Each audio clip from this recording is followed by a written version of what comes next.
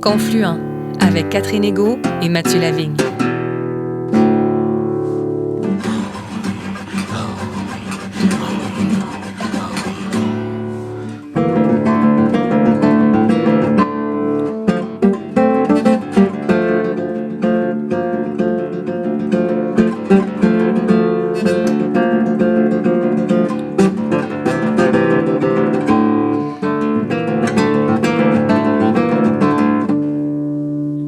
Bonjour Catherine. Bonjour Mathieu. Cette semaine, nous prenons la direction de la communauté Kanien'kehá:ka Mohawk de Kahnawake afin de rencontrer l'artiste multidisciplinaire MC Snow qui nous accueille chez lui à 2 pas du fleuve Saint-Laurent. Né à Détroit en 1965, MC Snow a également vécu à Sherbrooke, où il a appris le français, et en Caroline du Nord et à Ottawa, où il a étudié les beaux-arts. À l'âge de 26 ans, il s'est établi à Kahnawake, communauté d'origine de son père. Depuis les années 1990, MC Snow aborde dans son art différents enjeux contemporains en s'inspirant de pratiques et de matériaux culturels traditionnels Kanien'kehá:ka afin de défendre sa culture et en favoriser la transmission.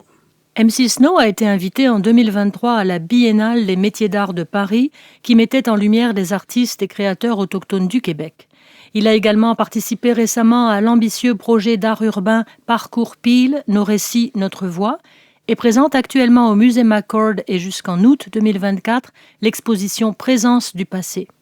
Il sera justement question dans cette entrevue de ces 2 réalisations majeures qui ont valu une belle reconnaissance critique et publique à l'artiste.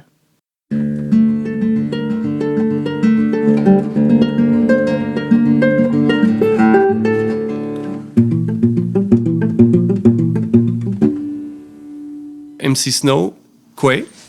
Oui, bonjour. C'est go? C'est go. Merci vraiment de m'accueillir chez vous. Merci de m'accueillir dans votre demeure. MC, vous êtes un artiste Kanien'kehá:ka. J'ai goût de vous demander d'entrée de jeu, est-ce que l'art a toujours fait partie de votre vie? Oui, toujours. Depuis que je suis très jeune, là, sur la réserve, puis quand j'étais petit enfant, ça a toujours été important pour moi à l'école parce que j'étais vraiment comme comment on dit, introvert.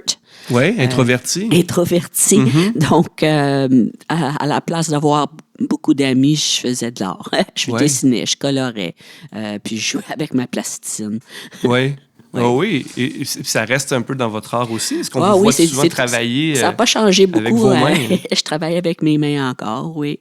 Maintenant, c'est plus l'argile, puis la glaise, puis j'aime bien les produits naturels, le bois, tout ce qu'on trouve dans la forêt, puis sur le bord du fleuve. Et vous avez grandi, je crois, aux États-Unis. Vous êtes né à Détroit. Je suis né au Détroit parce que mon père travaillait là. Il faisait sa formation chirurgicale. Mm-hmm. Puis après ça, on a habité dans les cantons de l'Est, à Sherbrooke. J'étais là jusqu'à temps que j'avais 12 ans. J'ai fait toute mon école primaire en français. Après ça, on a déménagé encore. On est allé en Caroline du Nord. Puis, depuis ce temps-là, c'est là que j'ai commencé à faire toute mon école en anglais. Puis, c'est pour ça qu'aujourd'hui, j'ai vraiment de la misère parce que j'ai pas eu beaucoup de pratique avant cette année de comme parler beaucoup en français, comme faire des interviews. alors, je me force. Je trouve que vous en sortez très bien. Bien, merci, j'essaye. Et vous avez été à Ottawa, où vous avez étudié les beaux-arts à Ottawa. Oui, j'ai fait l'école à l'Université d'Ottawa. J'avais des instructeurs d'art merveilleux. Plusieurs d'eux, je pense, ils viennent du côté du Québec, de Montréal. L'un d'entre eux, c'est un grand ami de moi, c'est Peter Gnass, qui est sculpteur ici au Québec. Puis il m'a vraiment aidé beaucoup quand j'ai commencé ma carrière ici, quand j'ai déménagé à Kahnawake en 92. 92. Et vous êtes installé à Kahnawake parce que votre père était originaire d'ici, c'est oui, bien ça? Oui, mon père est originaire d'ici, puis j'avais mes grands-parents aussi, puis beaucoup de ma famille du côté, toute la famille du côté de mon père habite encore ici. Ah oui, ah oui. Donc vous vous sentez chez vous ah oui. à Kahnawake. Oui. C'est chez vous. C'est ici. Ma famille est toute ici. Après plusieurs migrations, vous êtes installé. Et MC Snow, ces derniers mois, il me semble que vos œuvres, que vos créations sont partout. les expositions, les projets qui vous concernent se multiplient. On pourrait peut-être commencer en parlant d'entrée de jeu de l'exposition Présence du passé, qui est présentée du 1er mars jusqu'au 18 août 2024 au musée McCoy Stewart à Montréal. Donc, c'est une exposition qui s'inscrit dans le cadre de la Biennale d'art contemporain autochtone. Ouais. MC Snow, est-ce que vous pouvez nous parler de cette collaboration avec le musée McCoy? Ah, ben ça, j'ai trouvé ça vraiment intéressant, puis j'étais vraiment honorée qu'ils m'ont demandé à travailler avec eux autres. Ça fait longtemps, toute ma vie, j'ai vu comme des représentations, des photos dans des livres de la collection McCord, puis j'ai pris beaucoup d'inspiration là-dessus, tous les objets qu'ils ont, parce qu'ils ont beaucoup de la culture autochtone cachés comme dans leur musée, dans leur collection, puis on les voit jamais. C'est rare, en tout cas. Ils viennent juste d'avoir un gros show de wampum, là. Je pense que c'est juste fermé l'autre jour, mais c'était magnifique. J'ai jamais vu tant d'objets rassemblés comme ça. C'était vraiment quelque chose de spécial. Donc, j'étais vraiment comme... J'avais beaucoup d'enthousiasme pour faire des recherches dans leur collection, puis trouver comme des objets qui se parlent, puis de faire une création pour comme aller avec... joindre le passé, le présent. Hein? C'est ça, exactement, comme le titre du show, en fait. Présence du passé. Présence du passé. Exactement. Presence of the past, en anglais. Puis, en tout cas, ça fait comme un dialogue qui se passe entre les objets du passé puis les objets que j'ai faits, que j'ai créés pour la présentation. J'ai pris des objets que moi, je trouvais porteur d'une voix, d'une histoire, d'un passé qui n'est pas toujours apparent pour nous autres maintenant dans le présent, parce que c'est pas des choses qu'on voit tout le temps, c'est des choses qui sont vraiment cachées dans les collections, sont dans des tiroirs, puis il faut vraiment comme... Quand j'étais là pour la première fois avec Jonathan Lainé, c'est un des curateurs de la collection, lui aussi qui est autochtone. C'était vraiment incroyable. On a ouvert les tiroirs ensemble puis pour voir tous ces objets rassemblés comme il y avait des flèches, beaucoup d'objets perlés, puis des morceaux de poterie, puis des vases. Puis j'étais intéressée dans ces objets-là qui étaient comme porteurs, comme les objets comme genre poterie, panier, porte-bébé. C'est tous des objets qui, comme, ils portent, ils peuvent comme amener quelque chose. On peut mettre des choses dedans. Même le porte-bébé, on met nos enfants dedans pour les transporter, pour les amener. Donc, c'est comme leur voix qu'on transporte. Même chose avec les morceaux de poterie, les pots, puis les pots cassés. L'œuvre que j'ai faite pour aller avec ces objets-là que je montre de la collection, c'est comme un grand pot iroquoien avec des symboles marqués dessus qui disent que mais c'est de la poterie qui vient de nous, Kanien'kehá:ka. C'est vient proche du fleuve Saint-Laurent. C'est tout le peuple qui habitait ici avant. Mm-hmm. Justement, dans le cadre de l'exposition Présence du passé, vous présentez notamment l'œuvre qui s'intitule « Raconte-moi une histoire », où l'on peut reconnaître une poterie traditionnelle iroquoise. Pourquoi avoir choisi de représenter une poterie ancestrale? Juste parce que beaucoup des objets que j'ai sortis de la collection McCord, c'était des morceaux de poterie, des morceaux retrouvés, comme des bols. C'était pour faire de la cuisson. Mais c'est pas juste de la cuisson, hein. Toutes ces idées-là, c'est comme, ça fait partie de notre culture, ça fait partie de notre langage. C'est qu'est-ce qu'on amène du passé, c'est où on sert ces idées-là pour les garder pour le futur. Donc, j'ai fait une représentation d'un gros morceau de poterie, comme cassé, comme avec des craques, puis des parties qui sont pas là, parce que pour moi, c'est des morceaux, les éclats qui sont comme partis, qu'on ne sait pas où ils sont. Puis c'est ça le mystère pour moi qui était comme vraiment intéressant, c'est de retrouver ces histoires-là, retrouver ces petits morceaux-là, comme pourquoi ça a un gros trou dedans, tu sais. Le trou, c'est quoi? C'est comme une partie de l'histoire qui manque, puis c'est ça qui m'intéressait, c'est de retrouver ces morceaux-là, puis de faire comme... Illustrer un peu notre mémoire qui se reconstruit. Hein. Oui, puis aussi pour réparer comme des parties cassées. Oui. Réparer un passé qui a été brisé. Là. C'est ça, exactement. Et je pense qu'il va y avoir des projections aussi sur cette poterie intitulée Raconte-moi une histoire. L'œuvre elle-même, elle tourne sur une plateforme dont elle fait comme des révolutions, comme on dirait comme planétaire un peu. Oui. Puis la projection qui est dessus, c'est des étoiles, des constellations. C'est des constellations qu'on verrait comme si on était sur la Terre. Puis parce que les constellations qui changent, ça fait partie de notre calendrier lunaire qui nous dit quand faire nos cérémonies, parce que nos cérémonies, ils suivent vraiment les constellations. Ah oui. Donc, ça fait comme un calendrier pour nous, Ah oui. pour notre cycle de cérémonie. Et les poteries pour les Kanyenkeha, c'était aussi, je crois, une façon de communiquer. Hein. Il y avait des motifs sur ces poteries-là. Oui, tous les motifs sur les pots, ça donne comme l'idée d'où la provenance, d'où on vient. Chaque fois qu'on changeait de camp, comme on avait des camps de pêche, on avait des camps de chasse, chaque fois qu'on déménageait comme ça, on faisait des nouveaux poteries comme sur la rive. Puis on mettait comme les symboles qui venaient de cette place-là. Donc, si on était plus comme à Ganawagé, ici, on faisait beaucoup d'agriculture. On faisait pousser du maïs, puis ce qu'on appelle les 3 sœurs, les fèves, la courge, puis le maïs. On a beaucoup de symboles pour ça. Donc, c'est ça qu'on décorait nos poteries avec. Puis... des fois, quand on déménageait, quand on allait de camp en camp, on n'amenait pas toujours la poterie avec nous. On le détruisait sur place, puis ça revenait à la terre. Dans le cadre de l'exposition Présence du passé, MC Snow, vous présentez également une nouvelle statue qui représente une jeune fille qui tient un panier en osier. Quelle est la symbolique derrière cette œuvre? OK, la symbolique, la jeune fille qui porte le panier, c'est quelque chose pour montrer que c'est comme une gardienne. C'est une enseignante, une gardienne des petits-enfants, parce que les enfants, c'est eux autres qui vont porter nos coutumes puis notre culture dans le futur. Et alors, c'est l'importance que je mets là-dessus. Donc, elle est présentée avec tout un panneau, tout un mur de porte-bébés en arrière d'elle dans la présentation. Les porte-bébés sont placés comme... À la place de voir la partie où on mettrait le bébé, c'est comme à l'envers où c'est toujours peinturé et décoré traditionnellement. Donc, c'est vraiment magnifique, moi, je trouve, la manière que c'est présenté, parce qu'on peut voir tous les motifs peinturés là-dessus. C'est vraiment, il y a beaucoup de couleurs. C'est représentatif des clans, de la faune, des fleurs, la médecine, tout ce qui pousse alentour de nous, dans nos communautés. Le panier lui-même, il y a une symbolique. Ah oui, la fille au panier apporte un panier, c'est fait en osier blanc. Et c'est un panier qu'on utiliserait dans notre cérémonie du Midwinter. Ça s'appelle la cérémonie du chien blanc.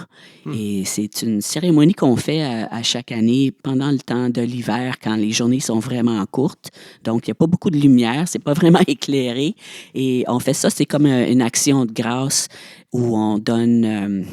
on fait comme une conversation, un dialogue entre nous et le créateur pour donner... Comme une offrande? Oui, c'est une offrande, mais c'est aussi pour envoyer nos mots, puis nos prières, puis nos pensées. Puis c'est comme un changement d'esprit aussi. C'est comme renouveler nos cœurs, comme pour la nouvelle année, pour un nouvel an. Une renaissance. Une renaissance, oui. Une renaissance spirituelle qu'on fait à chaque année, comme pour dire adieu à la vieille année. Le panier est brûlé, je crois. Donc, toutes les prières, les vœux sont attachés au panier et il est brûlé ensuite. Oui, chacun a un morceau de ruban coloré qu'on attache au panier. Et aussi, on peut mettre du tabac, une offrande de tabac dans le panier. Puis, quand c'est brûlé, ce panier-là, ça envoie la fumée comme en forme de... nos prières en forme de fumée jusqu'au Créateur pour... comme ça. Ça s'élève vers le Créateur, dans le fond, les prières. Exactement.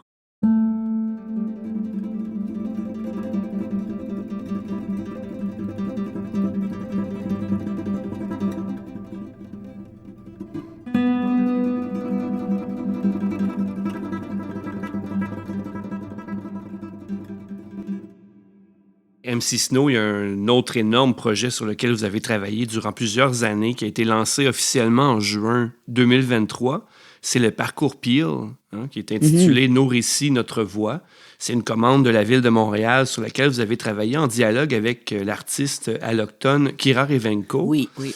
Et le Parcours Peel, c'est énorme. C'est 11 stations qui présentent 2 œuvres sphériques en bronze sur chaque site. Et ça va, c'est sur 2 kilomètres, ça s'étire sur 2 kilomètres. C'est immense. C'est énorme. C'était vraiment un projet spécial pour moi puis Kira. Je suis vraiment honorée d'être la personne à qui on a demandé de travailler sur ce projet-là parce que c'est spécial. C'est pas souvent qu'on travaille comme artiste autochtone de Kahnawake avec la Ville de Montréal. Mm-hmm. Donc, ça a été vraiment spécial, une job vraiment intéressante pour moi, juste à cause de toutes les équipes qui travaillent à Montréal et l'architecture, puis... l'urbanisme aussi, hein, oui, j'imagine. Oui, j'allais parler de ça aussi parce que, en fait, ça a commencé, c'est des mobiliers urbains qu'on voulait qu'on fasse. On peut s'asseoir sur le projet. C'est comme avoir un dialogue sur chaque coin de rue où on est vraiment invité à s'asseoir sur ces œuvres-là parce que c'est des fauteuils. Puis le dialogue, ça fait partie de l'action de grâce. C'est les mots qu'on dit avant tout. C'est une expression Kanien'kehá:ka, une prière spéciale qu'on fait au début de chaque moment important, comme on ferait ça des inaugurations spéciales ou des cérémonies spéciales ou des meetings, choses comme ça. Puis on dirait ça, c'est mots avant tout. C'est tout un dialogue entre la personne puis le créateur qui est un remerciement à toute la création. Donc, à toute la création comme les eaux, la terre, le ciel, les étoiles, la faune, la flore. Mais aussi, ça parle de l'agriculture, puis le travail qu'on fait comme ensemble, nos manières de faire des traductions orales, de permettre notre culture. Donc, c'est une action de grâce où on va remercier tous les éléments de la création. Oui, et ça, chaque station, c'est différente. C'est ça, chaque station reprend un élément de ces mots qu'on dit avant toute chose. C'est ça. Ah oui. Je précise que c'est une œuvre linéaire qui va du bassin Peel jusqu'au Mont-Royal. C'est plus de 2 kilomètres de distance. C'est une bonne marche. C'est une bonne marche. C'est une bonne marche. Puis on va faire l'inauguration en mai. Ah oui. On n'a pas la date officielle encore, mais... c'est ça. En juin 2023, c'était vraiment... On présentait les premières stations, je pense, et c'est en mai que ça va se faire. Ils sont toutes installées, mais oui, c'est ça. Et ça, ce projet-là, je pense qu'il prend son origine dans des découvertes archéologiques. Est-ce que c'est bien ça? Oui, ils ont trouvé des choses quand ils faisaient la rénovation de la rue Peel. Ils ont trouvé des restants d'un village iroquoien, Kanien'kehá:ka, qui était là avant la Ville de Montréal. Donc, ça parle vraiment de notre passé, puis notre passé qu'on fait comme ensemble. Alors, Montréal a toujours été rassembleur de différentes sortes de peuples. Ça a toujours été comme ça parce que dû à la localité, puis être comme un grand centre de commerce, comme ça l'est encore, tu sais. Puis c'est ça, on voulait faire le dialogue comme à partir de ça, de nos provenances, d'être des peuples qui se rencontrent, qui travaillent, puis qui vivent encore ensemble ou côte à côte. Ah oui. Donc on peut s'asseoir sur ces œuvres-là et c'est comme un dialogue aussi avec les Allochtones parce qu'une sphère a été créée par vous. Oui. L'autre sphère, à chaque station, créée par Mme Rivenco, c'est bien ça? C'est ça. On essaie vraiment d'incorporer comme nos valeurs dans l'idée à chaque station, la valeur autochtone puis la valeur allochtone, qui sont vraiment semblables, mais des fois, dépendant de le topic, le thème, ça change de thème en thème. Ah oui, ben oui. Et on peut parler que cette œuvre-là, elle symbolise un peu le dialogue qu'on devrait avoir sur tous les plans entre autochtones et allochtones. Donc, cette œuvre-là, dans le fond, c'est une co-création. Ça a été créé d'égal à égal. Ça symbolise un peu la démarche qu'on devrait faire. Oui, c'est ça. Puis c'est comme présenté sous un format où c'est vraiment...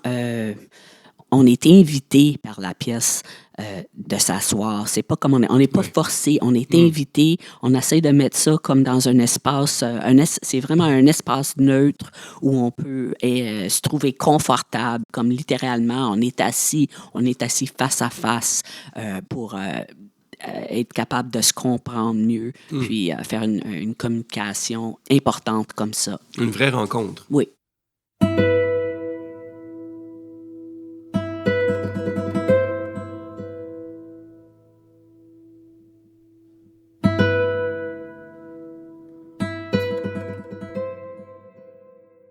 MC Snow, l'an dernier, vous avez aussi exposé à Paris dans le cadre d'un grand événement artistique. Vous avez également présenté des œuvres rondes, des œuvres sphériques à cette occasion. Donc, ça renvoie un peu à ce que vous avez fait pour le parcours Peel. Il y a une œuvre que vous avez présentée à Paris qui représente la Lune ou Grand-Mère Lune.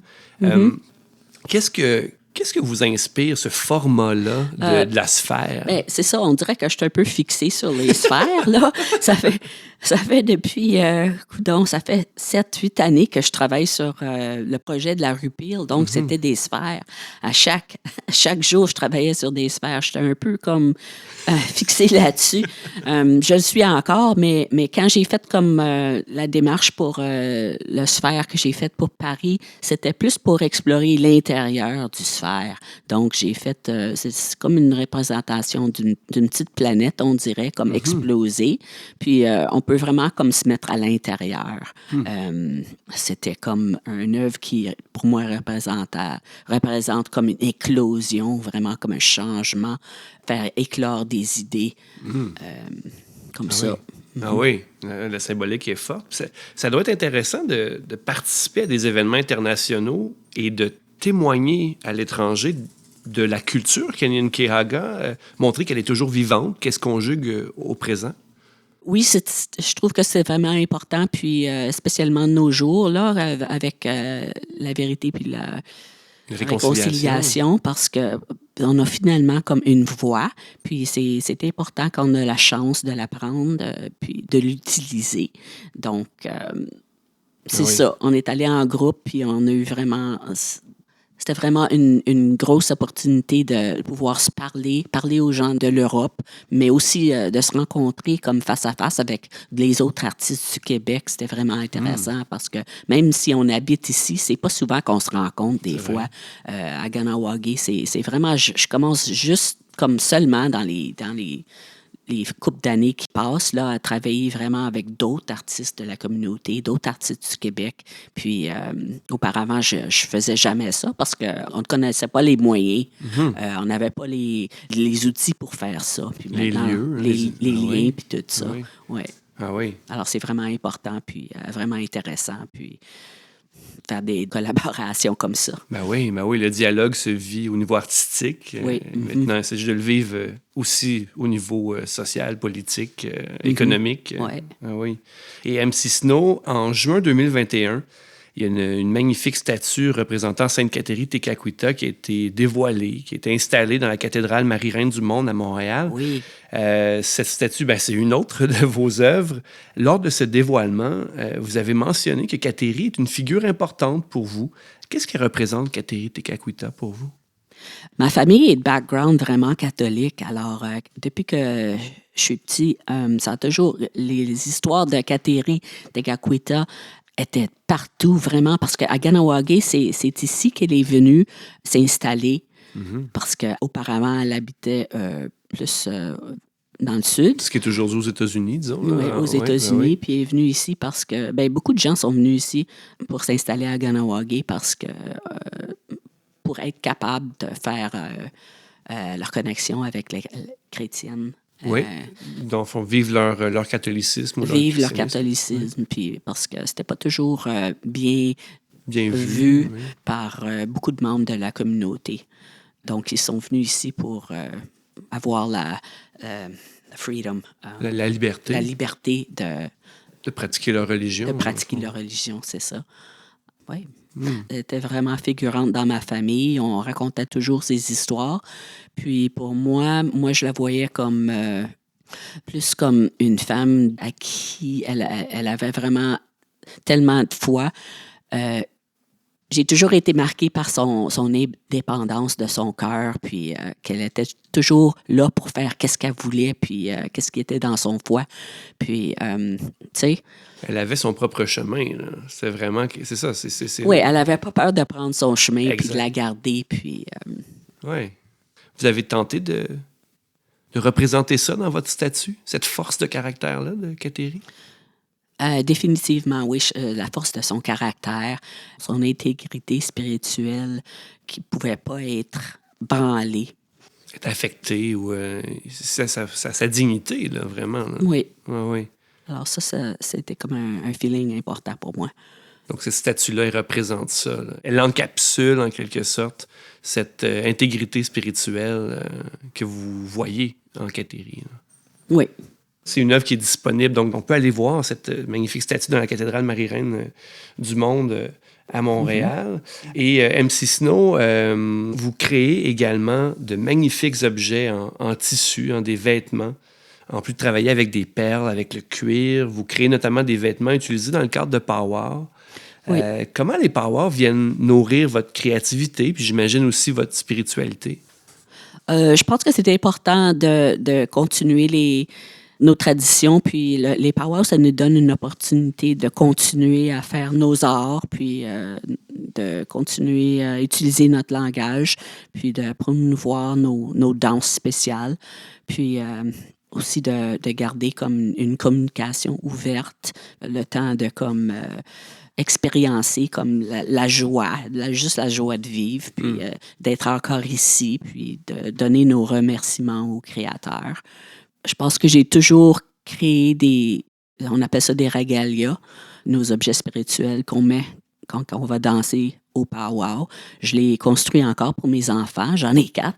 Il y en a 2, mes 2 filles qui sont vraiment intéressées en continuer à faire de la danse traditionnelle. Et je suis vraiment contente que ça leur donne comme une fierté.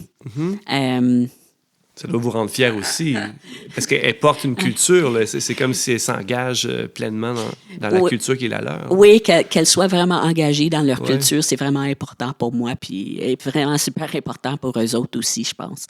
Oui, c'est la transmission. Alors, vraiment, c'est quelque chose qu'on peut faire en famille, c'est quelque chose qu'on aime faire. Puis, elles ont beaucoup de ses amis qui dansent aussi, donc c'est vraiment quelque chose de familial qui préserve notre culture. Justement, je suis curieux parce que bon, les powwows, c'est un élément. On évoque Sainte Kateri Tekakwitha un peu plus tôt. Mais MC Snow, vous, votre spiritualité, vous la décririez comment? Moi, je pense que je décrirais ma spiritualité comme étant peut-être un peu fluide. Ça fait longtemps que j'ai pas été à une messe, mais je respecte beaucoup les personnes de ma famille qui continuent à garder ces expressions puis ces pratiques-là.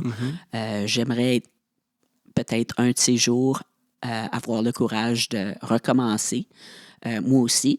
Mais à l'instant, je suis comme un peu pris en 2 mondes où donc la traditionnalité de nos cultures Kanien'kehá:ka, un peu entre les cérémonies original. Puis j'ai comme un peu de conflit dans mon cœur, dans mon esprit entre les deux. Puis j'espère vraiment que l'affaire, vérité, réconciliation, c'est quelque chose que j'essaie de faire pour moi-même, dans mon cœur, dans mon esprit.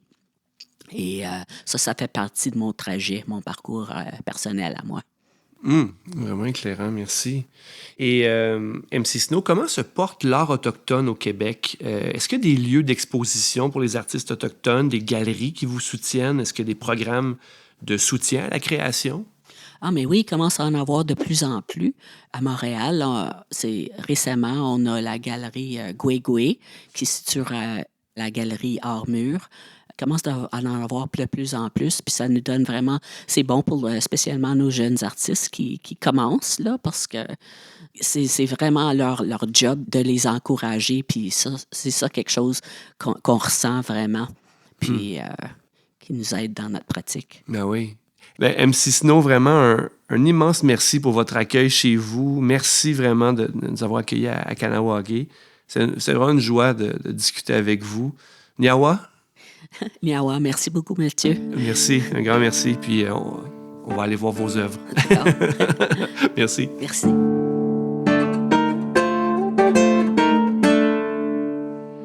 Nous remercions notre invité, MC Snow, de nous avoir parlé de son travail d'artiste et de ses œuvres récentes qui contribuent à diffuser la grande culture Kanien'kehá:ka ici et à l'étranger.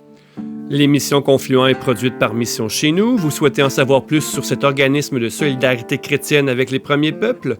Visitez sans tarder notre site web www.missioncheznous.com. À la semaine prochaine, Catherine! À la semaine prochaine, Mathieu. D'ici là, allons vite admirer l'exposition de MC Snow Présence du passé au musée McCord, tout en restant à l'écoute de Radio VM et Radio Galilée.